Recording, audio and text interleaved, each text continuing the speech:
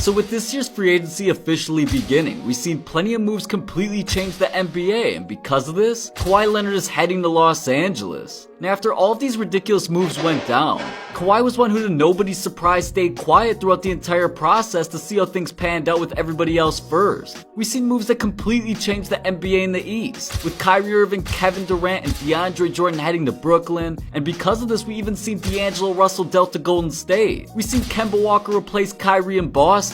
and Terry Rozier go fill Kemba's spot in Charlotte, and we even had Al Horford head to Philadelphia with Jimmy Butler being dealt away to Miami. With huge moves like these taking place, Kawhi was in no rush to factor in his own decision, as he knows what he brings to the table for whatever organization he'd choose, and it was heavily rumored for quite some time he'd team up with a superstar or two. But after all of these moves went down, the only real options were the Raptors or Lakers. Magic Johnson even stepped in to help assist the Lakers pitch, and it was eventually reported by Chris Broussard that Kawhi in fact made the Lakers his top choice, as they looked to also secure Danny Green, Andre Iguodala, Seth Curry, and more. In LA, even the fans had already begun celebrating, putting up billboards and murals of Kawhi heading to the Lakers as well. But with him continuing to prove himself over the years despite him being heavily criticized for sitting out in San Antonio because of injury, then eventually demanding a trade, he came into this past season on a mission to prove everybody wrong, and earn what was coming his way during this year's free agency with the Lakers. But over the last year, Kawhi did everything he needed to do for a franchise that took such a chance on him. With it being his first year in Toronto, he did what no Raptor player had done before him when he carried the team to the NBA Finals for the first time in the franchise's history, and of course secured them their first championship, even ending the Warriors' run of the last couple of years. But Kawhi switched conferences and instantly dominating, having the best season of his career, averaging over 26 points,